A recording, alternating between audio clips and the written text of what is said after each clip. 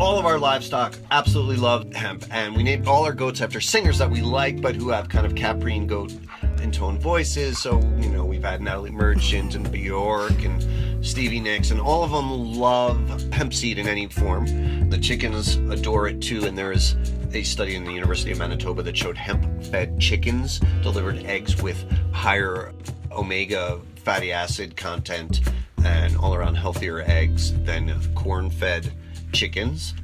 That's author, filmmaker, and farmer Doug Fine talking about the many advantages of hemp farming. You're listening to Down to Earth, the Planet to Plate podcast, a production of the Radio Cafe and the Quivira Coalition. I'm your host, Mary Charlotte Domandi.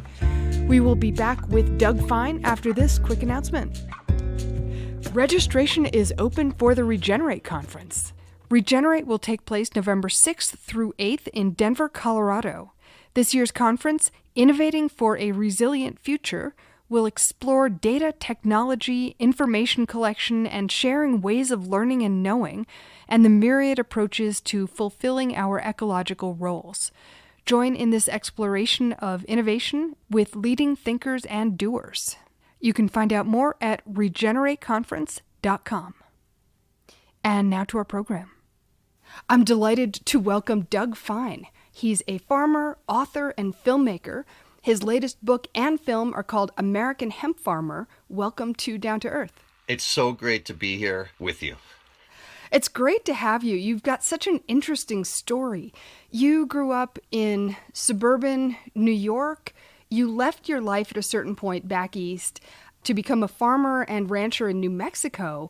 What was the motivation for that? I find myself wondering how much of it was like save the earth, how much was personal, like what happened? I think more personal, but it was connected to ecosystem. It was the suburban ecosystem. I always felt like people are basically equally nice everywhere, but it didn't strike me as the healthiest ecosystem. And where it's come to, a quarter century later is we can choose to focus on so many different things in this life. So here on this Funky Butte Ranch in New Mexico, we're focusing on things like educating our children, trying to generate more local food and grow regeneratively. So these are choices you can make. There's so many. If you're watching mass media, you're being asked to concentrate on things less basic than that. My mental health, I think, resides in finding that focus that is quiet, among other things. Well, you bought some land here in New Mexico, southern New Mexico, and you called it the Funky Butte Ranch. And you started out with goats and chickens and a garden. And I do want to focus on hemp during this conversation. How did the hemp piece come in? There was a fairly big journey for me toward recognizing the intelligence of plants. Totemically speaking, I'd been more of an animal guy. And journalism brought me first to cannabis. I wrote a book called Too High to Fail about regenerative legal cannabis efforts in Northern California's Emerald Triangle. And then to hemp because of non-psychoactive applications of cannabis, of which there are so many. And at the same time, I got a big wake-up call that led me to really try to walk the walk with regard to a regenerative life.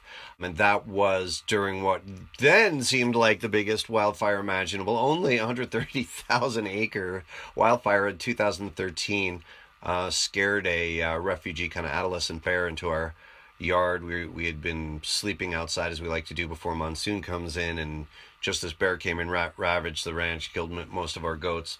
And it was obviously scary, it was dangerous, it was traumatic, but it was a climate event. We weren't mad at the bear. So I just kind of remember meeting my wife's eyes as we were doing triage on the goats, and okay, this isn't a joke anymore. We have to get serious. No one's gonna bail anybody out there. If supply chains go away, we have to try to become food independent in a way that also is part of the climate solution. And hemp is, by the way, to tie it back to hemp, the number one plant that you could probably grow for all those purposes that we're describing. Food security, very, very high protein, but also a very helpful carbon sequestering plant thanks to long tap roots. So reading your work and watching your film, you really make hemp sound like the most versatile and beneficial life form on God's green earth. And I thought we could talk about, I mean, I'm not saying it isn't, I mean, but let's talk about some of the things that hemp does. First of all, starting with carbon sequestration, talk about that, how it works, why hemp is such a great climate change mitigation tool. Sure. And I'll also say, just from a high altitude of journalism versus like proselytizer, I'm just concerned with what's practical for helping my family become increasingly food independent. And so, honestly, I don't have a political iron in the fire, dog in the fight, whatever the expression is, with regard to hemp and culturally. In the American Hemp Farmer film, we do go to Mount Vernon where George Washington harvested hemp and actually harvest hemp that was grown that year, 2018, while we were there. Again, for the first time since 1799, and talk about the importance of hemp in U.S. colonial times. But the truth is for me, it's bottom line providing a dense protein-rich meal that's efficient to grow in terms of if you're looking for good, healthy protein for your family. So truthfully, there's no plant that is one be all end all. For certain fiber applications, I'd still use sisal or flax. Linen is a great material. So it's not like hemp is the only material to make clothes out of. It's just a great plant, one tool in an arsenal, and without a really big societal shift to regenerative agriculture, it doesn't matter how great hemp is. It has to be grown rather than the 200-something million acres of GMO monoculture that's grown in North America right now. So that's my disclaimer on being a cheerleader. But now let me cheerlead. You were asked about carbon sequestration and roots. This is something that comes across, I hope, in the American Hemp Farmer film. When hemp is an annual, it's planted every year. When you harvest it, its tap roots have created an aeration chamber, very strong tap roots, and that makes the ideal neighborhood and environment for beneficial microbial life. And for me, I'm really of the mind that what you do below the soil to nurture what's happening below the soil months and months before planting anything, along with key other things like genetics and paying attention and loving your crop and all that stuff, it's one of the key elements in the quality of the harvest, in autumn time, for any crop, not just hemp. So it's really about nurturing the microbes, and hemp allows that to happen. And it also is itself a very strong carbon sequestration tool, as so many plants are. And then a cool thing that we can actually quantify is I was honored that New Mexico State University asked if they could use hemp genetics that I'd been developing here on our ranch in New Mexico, asked if they could use it in a phytoremediation or soil cleanup study. And it's still relatively early. I think they're looking for funding to get going on a phase 2, but phase 1 of this study concluded, hemp does remove radioactive components from former uranium mine tailings in the Four Corners region of New Mexico. So, and fairly conclusive in that first phase, although, the way it works with academic studies, you got to do a lot more research. So, to the point where they can really use that soil again? That's an absolutely great question, right? Because so much of the world's soil is stressed, whether it's radioactivity, forever chemicals, dangerous pesticides, legacies of past modes. The only thing I can say, generally speaking, I believe the earth is resilient. But boy, oh boy, if it were my family, I'm thinking about a farm not far from where we are, where we fantasize, oh my goodness, everybody's going to go see this film. Then we can afford to buy that ranch there and it won't put poison on the farms near our home anymore. And I thought about that, and how long would I want to be phytoremediating that farm before I would want to eat anything that was grown on that? It's a outstanding and important question. In the end, it's a finite earth. There's only so many acres that can be cultivated. So I have to believe the earth can heal. Yeah. But let's go on. So hemp is great for really improving the soil, which, as we talk about on this show all the time, is the basis of regenerative agriculture. You're growing not only hemp, but all kinds of cover crops underneath it, right? Yeah, and companion crops. I've learned a lot about polyculture through trial and error. I mean, I haven't seen any case where, oh, that basil doesn't like growing near the hemp. It all works out well. One of the nice things that happens is the hemp is a big plant and it becomes kind of a shade umbrella. So it keeps plants like leafies, kale and basil and tomato leaves and stuff, I think, from scalding in our hot New Mexico summers. So It's a canopy. yeah, it's a canopy, absolutely. It seems to work really well. But I don't consider myself an expert on that. That's really all trial and error. And when you do the work on the soil and give love and attention to the field, the plants do most of the work. My family and I feel like midwives. So some applications of hemp are, well, let's start out with food. Food not only for humans, but for animals, and food in many forms. How do you and your animals eat hemp? All of my, and this is covered in the film, our livestock loves hemp. We name our goats, and we've rebuilt our goats since that traumatic 2013 fire experience. All of our livestock absolutely love hemp, and we named all our goats after singers that we like, but who have kind of caprine goat intoned voices. So, we've had Natalie Merchant and Bjork and Stevie Nicks, and all of them love hemp seed in any form. The chickens adore it too, and there is a study that I documented in an earlier book of mine called Hemp Bound, a study in the University of Manitoba that showed hemp-fed chickens delivered eggs with higher omega fatty acid content and all around healthier eggs than corn-fed chickens. So that's been established. But finally, at my wife's prodding, since I talk about this a lot, one time she said, why don't we just one season quantify really what we're growing, what we're harvesting, and how much of that of our protein intake is coming from this very, very small home hemp field.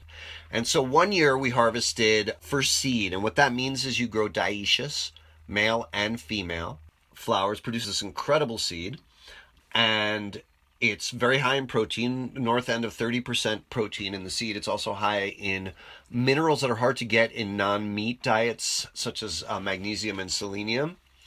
It has what most nutritionists consider an ideal omega fatty acid balance between 9, 6, and 3. So from our very, very small polyculture garden in one particular year, serving size of 3 tablespoons, we have a 4-person family. We're just talking about our humans here.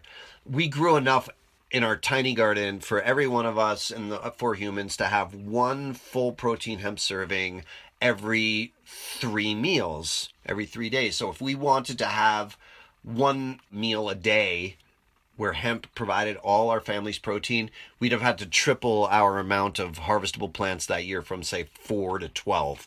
So the takeaway on that technical description is an individual on a relatively small home garden, even a rooftop urban garden, could grow enough protein to feed a family of 4. And you were doing that for yourself, your goats, your chickens, yourself, wife, and kids.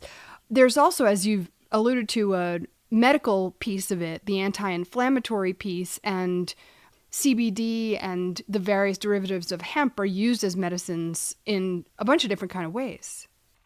So I'm not a doctor, and so whenever I hear the word medicine, I always say, well, I'll sidestep the word medicinal. But getting into health maintenance, yeah, I mean, if double-blind studies show that gamma-linolenic acid is an anti-inflammatory nutrient and hemp has high levels of gamma-linolenic acid, that's part of my health maintenance plan. Now, when it comes to the cannabinoids you mentioned, cannabinoids for health maintenance, for me, CBG is a non-psychoactive cannabinoid that I take my hemp flower. Basically, I'll sprinkle it, just our own hemp flower, on yogurt or in a shake or an oatmeal or something like that. But if I do a concentrate or extract, I do emphasize CBG for myself. Again, avoiding medical claims. And I want to stress this is not isolated or artificial CBG isolate. This is a whole plant extract that came from a flower that had a good amount of CBG in it. More of an energizing, I think of an herb like eleuthero, another herb that I take sometimes, that is an energizing herb, a very good sort of morning herb. So that's CBG. I'll mention also CBN, something that is not of interest to me. Gosh, by the time you get me ready for bed, I do not have sleep problems. I left it all in the field or on the computer keyboard that day. I sleep. But for people who are having trouble sleeping, CBN is a non-psychoactive cannabinoid that they might want to keep an eye out for. Of course, everybody's bodies are different, and, you might want to consult an herbalist and all that business. But those are some of the non-psychoactive cannabinoids of which I'm a fan. And I'll just mention that we co-evolved with cannabinoid plants. And so everybody has cannabinoid receptors in our bodies. And so this is not some kind of like modern addition to life. It's something that is part of us going all the way back. And I love the example of that, which is whether or not a human mother has intentionally ingested cannabis during her lifetime. There are cannabinoids in human breast milk. And I hesitate, there's a little bit of a pop science analysis, but one of the initial reasons why medicinal cannabis was re-legalized, the entire idea of cannabis prohibition is insane, but such a useful plan, and I always like to point out, American Medical Association vociferously opposed its criminalization in 1937. It was too important medicinally, and here in New Mexico, the curandera tradition of healers would deliver with cannabis and all that business. But one of the things that first brought back medicinal cannabis was the undeniable appetite increase that was provided especially for people maybe that were sick in some way that was hurting their appetite. And when I was researching a book about psychoactive cannabis called Too High to Fail, I would talk to, I remember a couple of patients, one particular liver cancer patient who just said, I can't believe I would ever eat again. I came back to life. I had never thought that I'd smoke cannabis, but it makes me want to eat, right? So one could argue that these endemic cannabinoids that are in mother's milk have a similar effect, which is making the baby want to be hungry and drink more milk. Who knows? Interesting. Let's talk about the industry of hemp, and you devote a lot of time to that, especially in your book. I mean, hemp can make not only the food and medicine that we've been talking about, it can also make animal bedding, rope and fish nets, clothing and sails for sailboats, building materials, plastics, biofuels. You talked about cleaning up contaminated soil. There's so much that hemp can do, and there's kind of like this, we're in this moment where big business has not quite got a hold of all of this, although, there's a lot to be said about that. Like right now, we're in this moment where the economic model is craft production rather than mass production. And there's a flourishing small business ecosystem right now that you're a part of. And there's an opportunity to write regulations that favor smaller scale and craft scale hemp production. And you sort of compare it to craft beer, which, I don't think anybody can really make an argument that it doesn't taste it tastes so much better than the kind of mass produced stuff. But what are the issues here for small and medium sized producers? What's at stake? Hemp and cannabis are an excellent spearhead, an arrow point in a trajectory, an economic trajectory, and I'm talking about for all of the world's economies, to first of all think about localizing for a bunch of different reasons, a benefit to each community, but also in the mindsets of individual people in a market economy. In other words, people who are not 100% self-sufficient, like subsistence or hunter-gatherers or, village-based economy or whatever. If you're in the market economy, we're at an interesting crossroads in everything. So we'll use the subsection of food known as cannabis hemp as a talking point, but we could talk about this for clothing, shoes, furniture. Meat production. Are you going to try to save 17 cents a pound? Because most, it's tough economic times for nearly everybody, even people that think of themselves as middle class. It's tight and not a whole lot of extra money. So for a lot of people, are you going to want to save those extra 17 cents per pound you know hemp is good for you, and you go to a box store that's not owned by your community, and in fact it took away a farm that used to be in your community, and you saved 17 cents on hemp from offshore hemp. You don't know what it was the organic testing really done fairly there? Okay. And again, I'm not trying to sow like whatever, so consumer suspicion. I'm talking about how I think personally. The more you know about it, do it yourself. Get it at your food co-op where the source is known. Go to a farmer's market, visit farms, join a CSA. And, anytime that it comes further away from that, once it becomes part of a corporation for anything, the entire motivation and mindset is different. So the customer is now everywhere around the world. This is the case in a place of click on, one click, easy order. Oh, well, I never think about it again. Go to box store, or have a fun time with the family.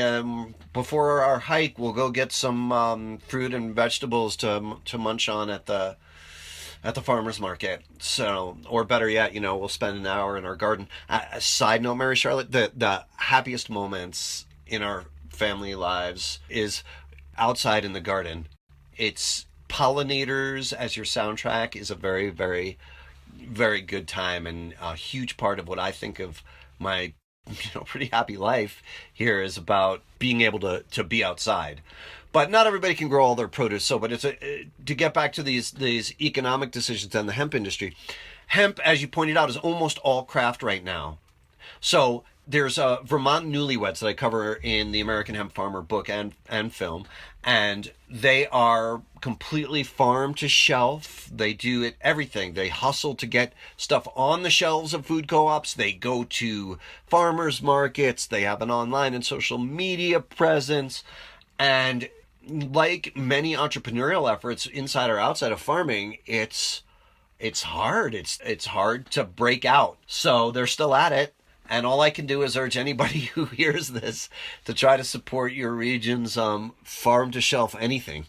Well, I mean, ultimately, it has to be set up in such a way that people can make a living. And this is a problem across farming right now, and we talk about that a lot on this show. Like, what would a regional scale food system look like? What would a regional scale cannabis system look like? For whatever reason, beer seems to be kind of...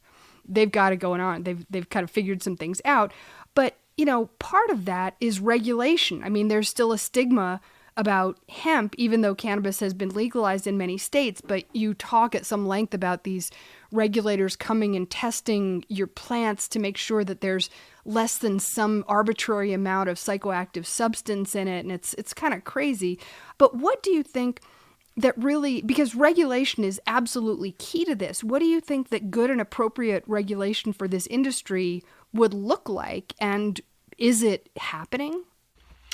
For hemp as a agricultural product and superfood ought to be as easy to market as corn, wheat, cotton, soy, tomatoes, anything. It should just be absolutely no different than that. It's been listed since well before it was re-legalized in the last decade. Since the 90s, the Clinton administration included it on a list of essential crops to be cultivated in a time of national emergency. So this game of pretending that there's some different rule because of some already insane war on cannabis that had only bureaucratic roots is the reason that insanity happened. Except for 77 years, almost entirely my father's lifetime, cannabis has been widely regarded as vital almost everywhere, banned almost nowhere ever throughout history. It was just a total lunatic move by the Bureau of Alcohol to create this Bureau of Narcotics after alcohol prohibition ended, and worked well to sell newspapers, to villainize the plant, blah, blah, blah. So it's back, and just, there's not a political liability associated with just stopping the nonsense and just dropping the stigma, because it's a great thing. It's a patriotic plant. George Washington loved it. So this dance around, well, the people might grow psychoactive cannabis. Good. I hope that if that is all you're worried about, and then you put all our equal federal drug money into stopping meth and prescription drug abuse, like, got this rampant, you drive around the country, there's billboards everywhere naming these like drugs and antidote to drugs I've never heard of. We go and visit some elderly neighbors and they have TV on. We never see TV, and the commercial is for anti-constipation pills for opioid addicts. Oh my goodness. If your opioid addiction is giving you, this is thinking that you're sane and you're worried about a couple of milligrams of THC in this plant that humans have used for it. It's insane, and I refuse to give in to the insanity of it. Like, I can't be really, like right now the Farm Bill is being written, and all I can do when various like hemp groups get together and discuss it is pace around the back of the room like a caged cat, because if I was actually to speak, all I'd say was, stop being insane. Now, having said that, what would that mean in terms of psychoactivity? The same as this is not an extremely unique situation. What things that could come from a grape plant could be wine or grape juice or resveratrol and the healthy component of the skin. But bottom line, if flower, the flowering part of the female plant is the only potentially psychoactive part of any kind of cannabis. If flowering plant never leaves, the farm, if it's not commercially marketed at all, there's no regulation. It's like growing tomatoes. And if you're going to leave the farm, it has to go through that testing process that we now have, for instance, for psychoactivity, not just testing for cannabinoid levels, but things like purity, cleanliness, absence of pesticides. Absolutely. If someone wants to go into the flower cannabinoid business, there's testing. Otherwise, leave our farmers alone. The farmers that I deal with, they're heartland farmers taking a risk and moving from other crops to move to organic hemp. That's generally what I get hired to help, often in Native American tribal-owned land. And, the right political response, the patriotic political response is, how can we help you? And instead we're getting these idiotic regulations. They absolutely need to go away, 100%. Well, another piece of it is, you talk about hemp as a living food, and living foods are alive in some way and they have a shelf life. And then there's this whole kind of pasteurized antimicrobial view that permeates the food system in the United States. So where does hemp fall on that whole conversation? Oh, I'm so glad you mentioned that, because really, again, it's another high altitude topic that we could say is the case with all food around the world. But let's talk about it with hemp. So I want, like Michael Pollan says, Michael Pollan writes, some of my best friends are microbes. I want microbial life, positive microbial life. I understand about food safety, and that's fine, especially if one wants to get something that's shipped across an ocean and you want to play by these particular rules that basically these days, when you're talking about the Primus world food system and stuff, I have hemp producing friends and hemp processing friends who have to deal with this. And by the way, it costs their business like 60, 80 grand a year to comply with this stuff. It basically is about just nuking and peroxiding everything at all times. When it's sometimes with farming, it means no human touch. Think about this for a human baby. No human touch, just people in spacesuits or remote sprayers with mixed chemicals spraying something in sanitized green. That's not what I want to eat. Sorry, it's just not what I want to eat. I'm not saying it shouldn't exist. I'm just saying don't regulate for that. I'm always a guy who, in any field, I generally say don't regulate for bad players. Like, good and bad exists and there should be consequences for bad, but don't punish good. So what does that mean? It means I probably can't eat anything shipped from France, which is too bad. They make such great cheese. But the farmers market rules exist. Every state has its own food rules for farmers market. There's almost never food safety issues emerging from farmers market. There's nothing to be protected from. Where most of the foodborne problems arise, especially when it comes to vegetables, meat, it's a whole other 40,000 salmonella cases a year. It's only 365 days in a year. So right since we've been talking, some people are getting poisoned by USDA grade A.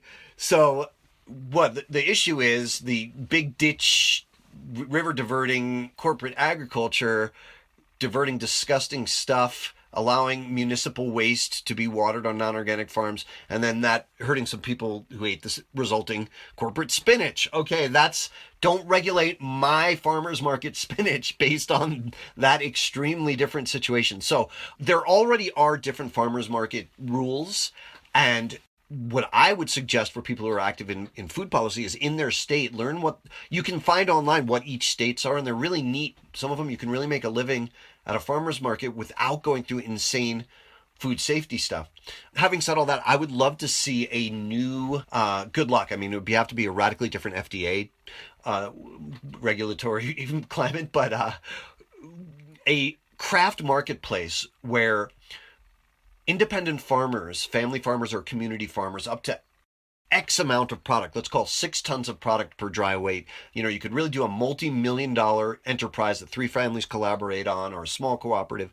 These are exempted from this over-sanitization that you're discussing. These are basically, if you're going to buy craft goods, sure, there's some basic food safety stuff everybody has to do, even at farmers markets. But if you're the consumer who decides, I am buying from this official craft, it's caveat emptor. I recognize there may be microbes in this. I want microbes. You just have to sign it. I want microbes. Sign a little form, and once every 10 years or something, and then you can just eat craft food or something like that. So all kidding aside, some sort of middle market that allows for the fact that some Malaysian company is going to wind up owning Walmart or owning, the biggest supermarket chains or whatever, and controlling food supplies in the United States.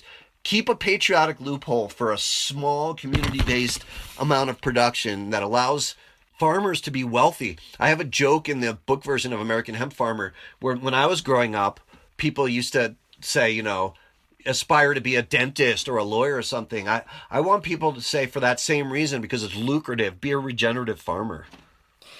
That is a goal worth fighting for. And it's so interesting. I mean, when you talk about there's one way of looking at food where people wear spacesuits and nothing gets touched and it's full of clean rooms. And there's this whole different thing, which is what you're doing. You do a petroleum-free harvest. You harvest by hand. You use petroleum-free packaging down to the label. It's super, super hardcore and climate-friendly.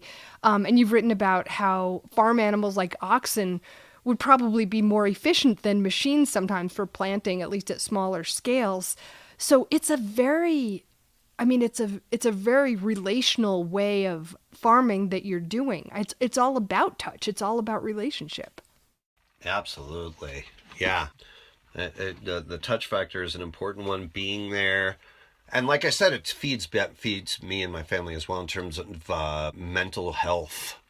And we love the wildflowers too. A lot of things that people think of as weeds, we don't clear. And I was really nudged by my wife on this when I first started planting, because it's extreme. If I were to go to a 150-acre tribal project and say, no, don't even plow. We'll just all walk around and just tuck the hemp seeds in where they seem like they'll grow nicely with this horehound or this 4 o'clock flower or globe mallow or whatever. But I'll tell you, it sure doesn't hurt the plants. So if it's not about maximum plant productivity, the plants themselves are incredible. I mean, they're monstrous and robust and healthy. Birds nest in them. We have some footage of a nest with eggs in it. In your hemp? In the hemp, yeah. The hands-on has payoffs that include bottom line payoffs, like the food is delicious and I would like to think as nutrient dense as possible, but maybe arguably if I'm planting 30% fewer plants by way of not disrupting the soil so much, not pulling out all the native plants and stuff like that, and planting in sort of food forest clumps that are within range of drip when necessary or whatever. By doing that, am I really losing that much productivity? Or does a really, really happy plant produce even healthier food and even more of it that makes up maybe not all that 30% fewer plant? Maybe it only goes up 20% in quantity, but 40% in quality. So we have the luxury of thinking about it that way because we are not food secure here. And we go through phases where we move our goats off to neighbors for a year or two at a time so we can actually travel. Because when you have to milk goats twice a day, there's no vacations from it. It's a pretty, like, life is a vacation, but you can't go anywhere else.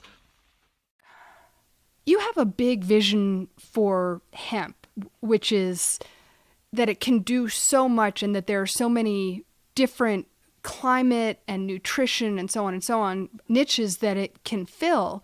And you also have, as many do, this vision which has not yet been realized, but for, regional farming and food distribution, which also could be regional building materials and so on. And it's a beautiful vision. And I was thinking about it and thinking about the fact that economies as we know them today tend toward consolidation and then all the problems of monopolies, companies buying other companies and so on. But then, one could, in theory, have a kind of thriving local and regional hemp ecosystem that then turns into a monopoly anyway, with all the high costs of transportation and consolidation of wealth and all of that. Is that even preventable? Like, how do you think about that? That is such a terrific question. I wear hemp clothes all the time, hemp shirt right now. We all know that a great idea, there's lots of great ideas, but permeating at a critical mass level, this like world corporate market that dominates scale, it demands that smaller community-based, craft-based thing. And I know a lot of people who have started great companies like Chico, California hemp shirts, price point, like a high-end Patagonia shirt, like a $90 shirt, 20 sewing machines, paying people by California rules. Couldn't make it more than a couple of years, but maybe someone else can.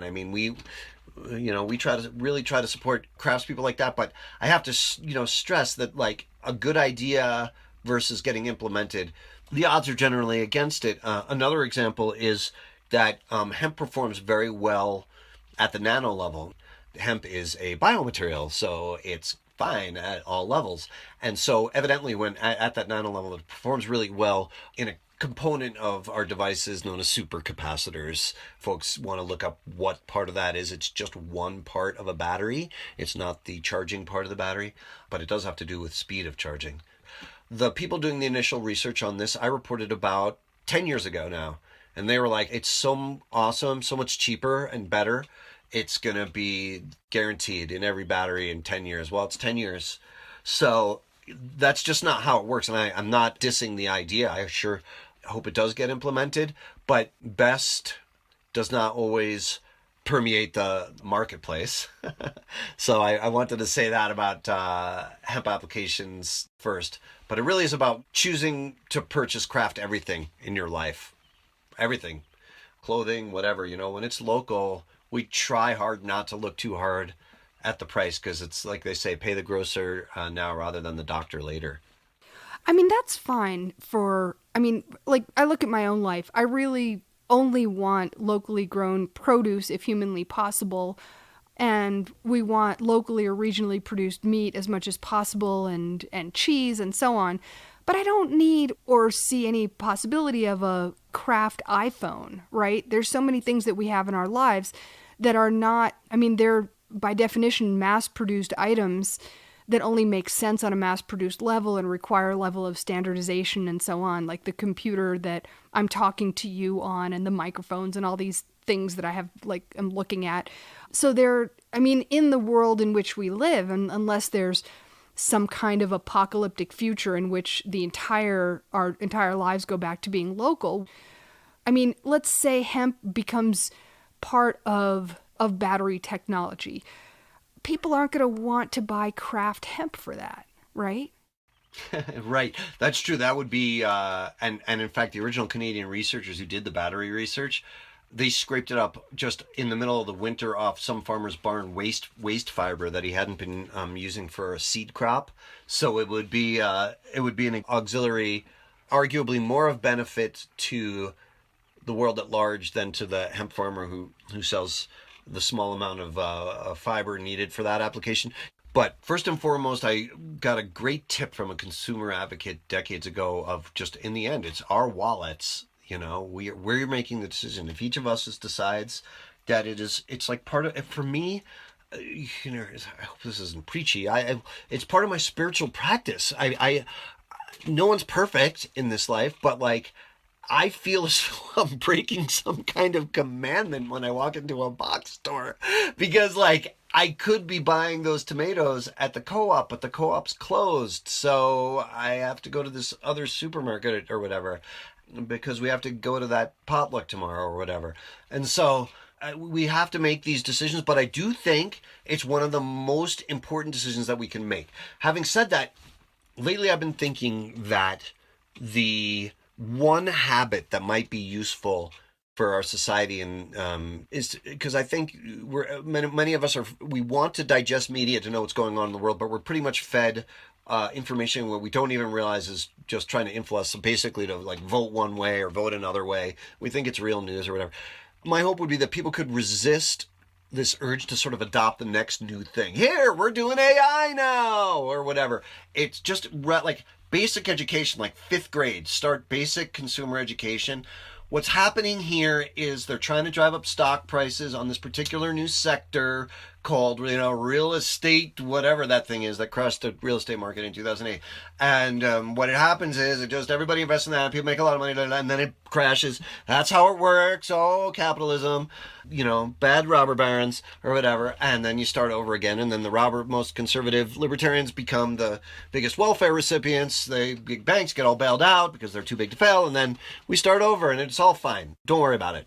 No, all the money's fake. Just keep believing in it and keep investing in it. If we just had some like basic education about that, people might also map that awareness onto their buying patterns. So if there was something that started out as a local cooperative and it was the best thing ever, and they had monthly sessions where you could come and visit the farm, and it was all the great things, and you were part of their CSA and the cooperative, and like you said, some interesting investor type people came in that changed the legal structure where it's still a co-op, but they can merge now.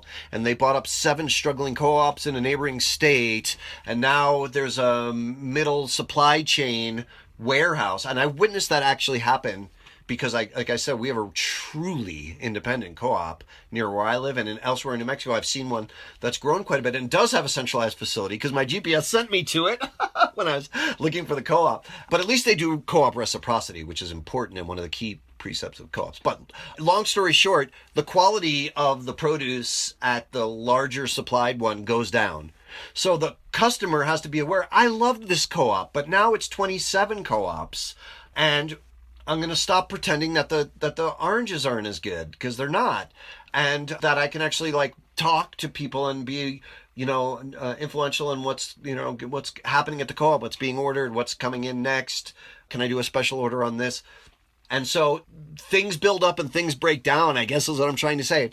How big a leap is that for a busy person who just wants to feed his or her family, understands organic, maybe even understands local, but now has to be like, wait a second, what's the new model that was what this now corporate co-op used to be? Where's the next one where I find it? Not to say one should abandon models every 5 years, but if they're not serving you, be active and find the people who are.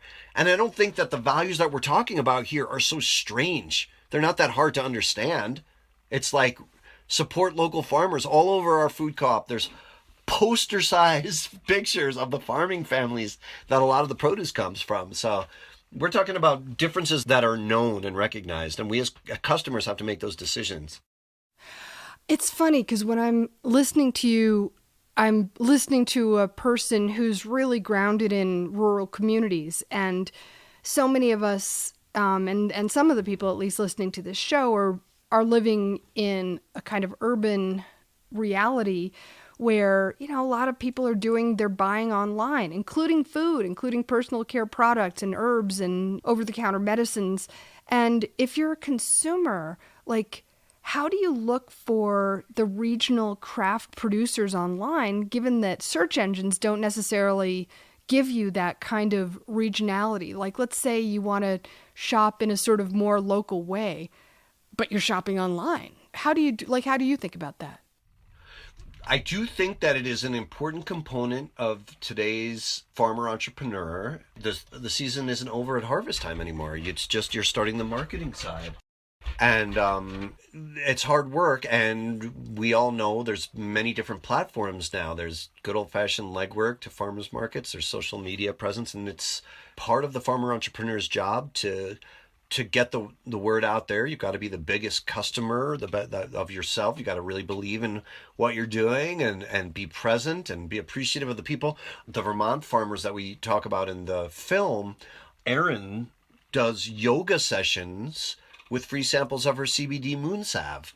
And so guess what? If your muscles are feeling great as you're doing that yoga session, you can buy the $60 jar of crafted for one full lunar cycle from hemp, by the way, organic certified hemp, on which I collaborated with them on that crop in Vermont.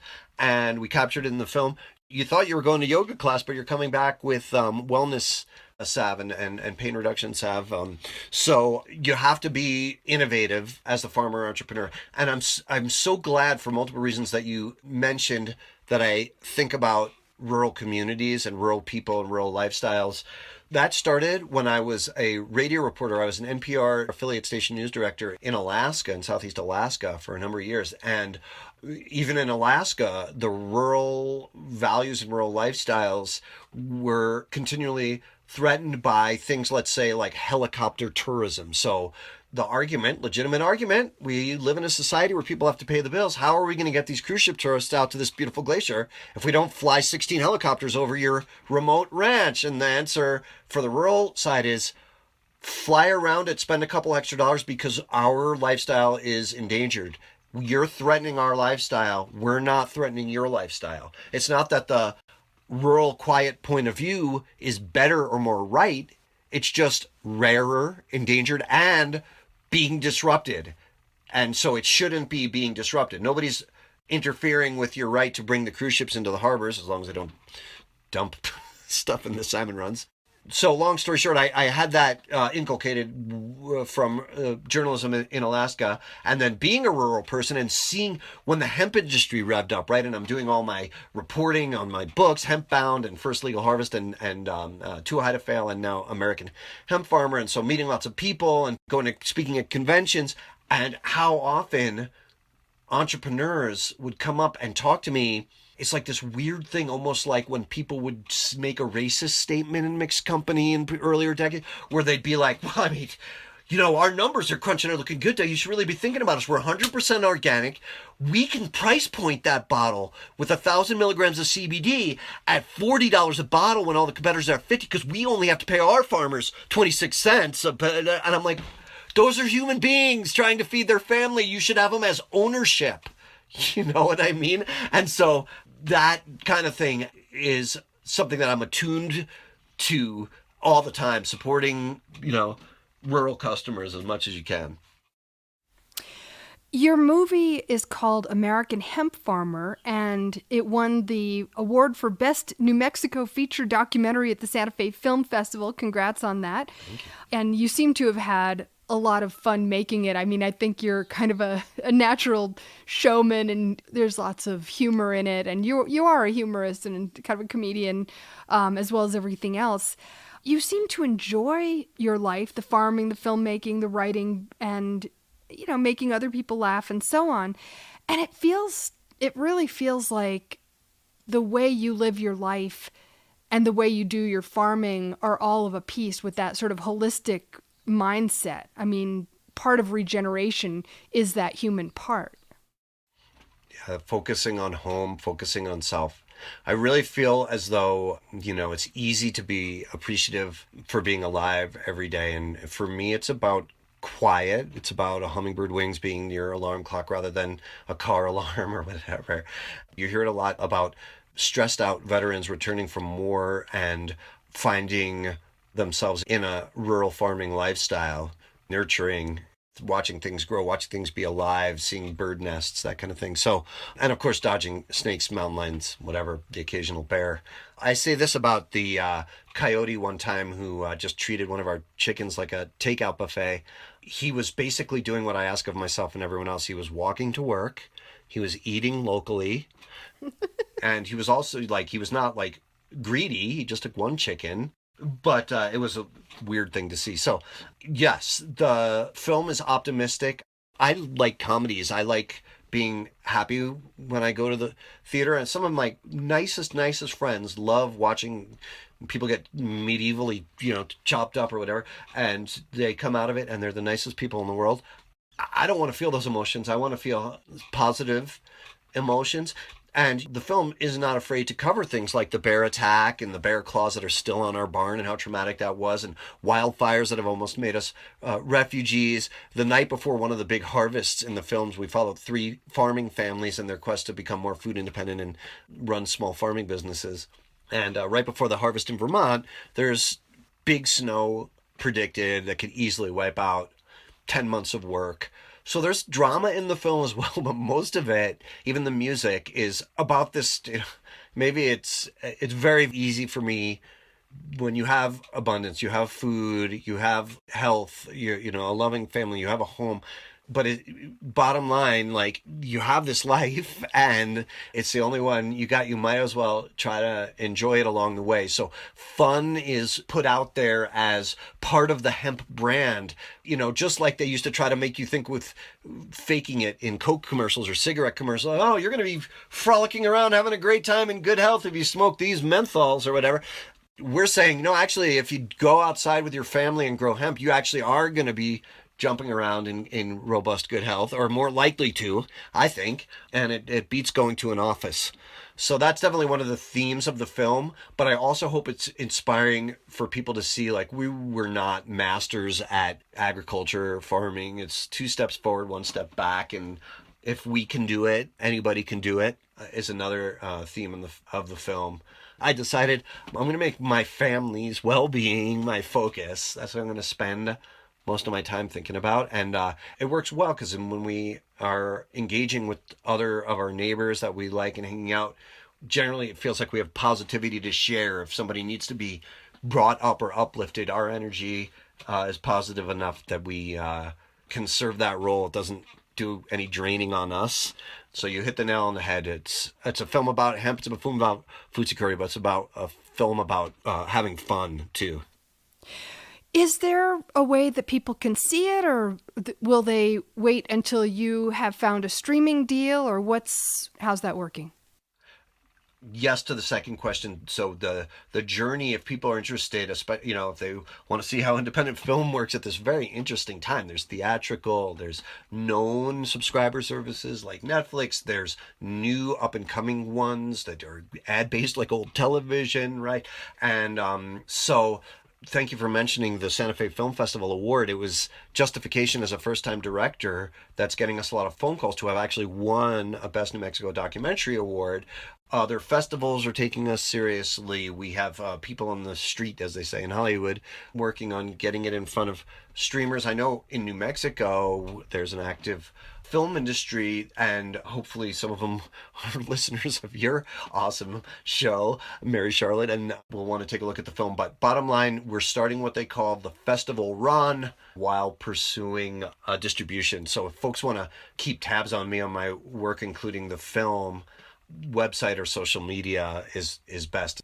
So the website is easy, dougfine.com, and my name.com, and Instagram is where I post at least weekly social media updates on things like what's going on with the film or new speaking date coming up or whatever. And my handle on Instagram is @organiccowboy, just all together in one word with the 2 C's in the middle, Organic Cowboy. So each of those you can get at the website on a mailing list that keeps you updated too. But it's exciting. It gives a little bit of hope that the film won an award out of the gate, because it makes me feel like maybe people will be watching it on a Netflix or similar platform in 9 or 10 months, something like that. Well, good luck with that. Doug Fine is a farmer. He's a writer, author, filmmaker. His book, American Hemp Farmer, is especially interesting if you are even considering hemp farming or if you're interested in the nuts and bolts of agriculture in general. Fascinating book. I also read your book, Farewell My Subaru, which is a wonderful story about coming to New Mexico and starting up and all the hiccups along the way. Doug Fine, I want to thank you so much for being with us on Down to Earth. Oh, I can hardly remember getting so many really great questions that forced me to really probe what I'm really talking about. Thank you so much for having me, Mary Charlotte. I appreciate it. You've been listening to Down to Earth. We would love it if you would support this program, which you can do by going to patreon.com/down-to-earth-planet-to-plate, where you can sign up for as little as $3. Patreon is Patreon. And also, please rate and review the podcast on Apple Podcasts or wherever you get your podcasts. The Quivira Coalition is a not-for-profit and a community network of ranchers, farmers, conservationists, scientists, educators, and many others dedicated to regenerative practices that produce healthy food, support meaningful livelihoods, sustain biodiversity, and remedy the impacts of climate change. To learn more about Quivira and how you can support their work, visit quiviracoalition.org, Quivira. And finally, this show is a production with the Radio Cafe. You can check out radiocafe.org to hear back episodes of this show and also find all kinds of other shows on a wide variety of topics as well. Thanks for listening, and we'll see you next time.